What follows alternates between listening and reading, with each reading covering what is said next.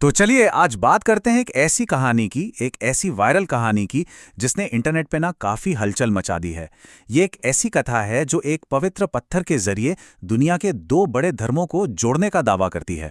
अब ये पूरी कहानी जो है ना, वो एक बहुत ही गहरे सवाल से शुरू होती है।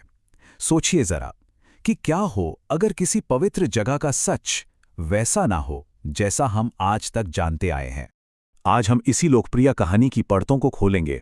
एक ऐसी कहानी जो दावा करती है कि एक बहुत ही पवित्र जगह अपने अंदर एक पूरे दूसरे युग का राज छुपाए बैठी है। हम इसकी जड़ों को एक पुराने सुनहरे दौर से लेकर आज तक टटोलने की कोशिश करेंगे। तो इस कहानी के मुताबिक हमारे इस युग से बहुत पहले त्रेता युग में, मतलब एक ऐसे समय में जब दुनिया में धर्म और अच्छाई का बोलबाला था, उस वक्त जो जगह आज मक्का के नाम से जानी जाती है वो असल में मक्केश्वर नाम का एक बहुत ही पवित्र नगर था। अब देखिए, इस जगह का नाम ही कितना दिलचस्प है, मक्केश्वर। ये नाम ही अपने आप में इसका मकसद बता देता है।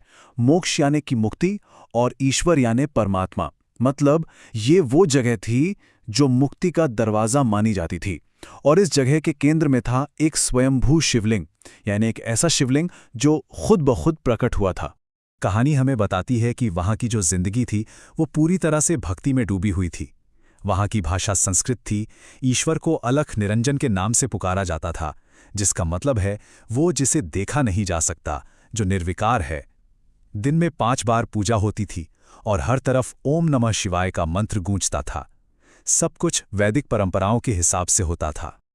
और इस शहर की अहमियत तब और भी बढ़ जाती है जब कहानी ये बताती है कि स्वयं भगवान शिव और देवी पार्वती ने यहाँ आकर अपने भक्तों को आशीर्वाद दिया था, और उन्हीं के आशीर्वाद से यहाँ पवित्र गंगा का जल प्रकट हुआ था। लेकिन फिर कहानी में आता है एक बहुत बड़ा मोड़।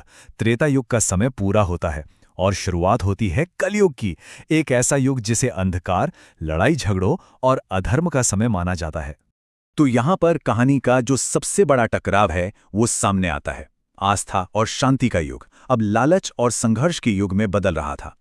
लोगों का ध्यान जो पहले गहरी भक्ति में लगा था, अब वो धीरे धीरे दुनिया की चीजों और इच्छाओं की तरफ जाने लगा था।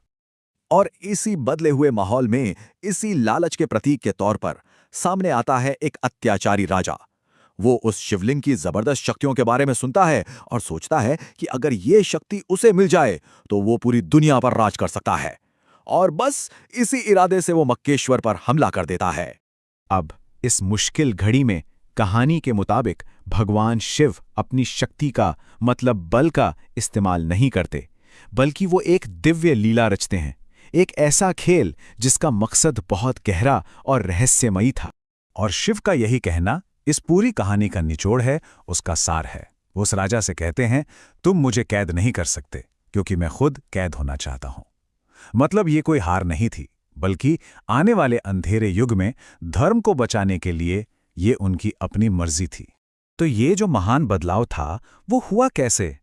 कहानी के मुताबिक शिव राजा के सामने आते हैं, खुद के कैद होने की घोषणा करते हैं, और फिर उनका जो दिव्य शरीर है वो उस शिवलिंग में समा जाता है।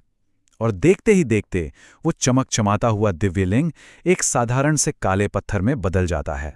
और अपने इस रूप परिवर्तन से ठीक पहले भगवान शिव एक भविष्यवाणी भी करते हैं। वो कहते हैं कि कलयुग में मेरा असली रूप छिपा रहेगा।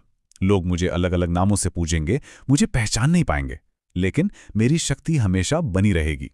तो सवाल ये उठता है कि जब शिव उस पत्थर में समा गए तो क्या उनका ये राज हमेशा के लिए दफन हो गया?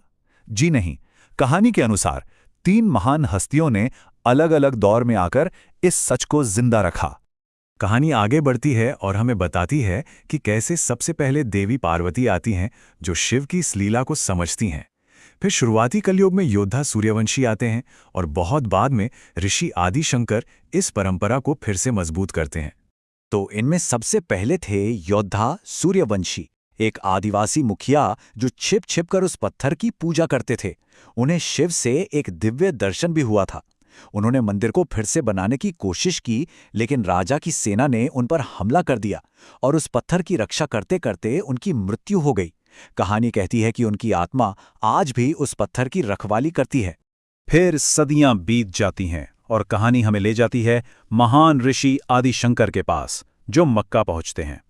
कथा के मुताबिक वो उस पत्थर में छिपे शिव को तुरंत पहचान लेते हैं और गुप्त रूप से वहां पूजा अनुष्ठान करते हैं और वहीं के लोगों को उस पत्थर का सम्मान करने और उसकी परिक्रमा करने की सलाह देते हैं ताकि ये पूजा की परंपरा किसी न किसी रूप में चलती रहे।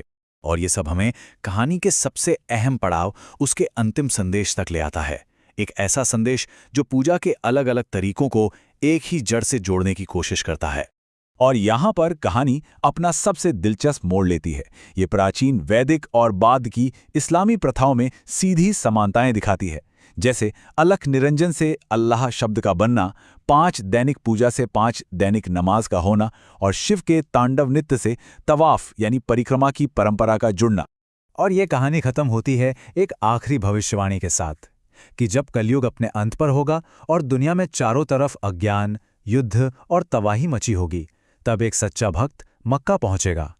वो उस पत्थर के असली रूप को यानी शिवलिंग को पहचान लेगा और तब भगवान शिव फिर से प्रकट होंगे और दुनिया के सामने उस एक सच्चे एकीकृत सत्य को उजागर करेंगे। तो आखिर में इस पूरी कहानी का जो सार है, जो निचोड़ है, वो इस एक संदेश में छिपा है। शिव, अल्लाह, विष्णु सब एक हैं, भेदभाव मत करो। ये अद्वैत का संदेश है। मतलब ये कि नाम और रूप भले ही अलग हों, लेकिन परम सत्य केवल एक ही है। और ये पूरी कथा हमें एक सवाल के साथ छोड़ जाती है कि इन प्राचीन कहानियों में कितनी शक्ति होती है, और ये कहानियां आज भी हमारी पहचान, हमारी आस्था और दुनिया की सबसे पवित्र जगहों के बारे में हमारी समझ को कैसे प्रभावित करती रहती हैं।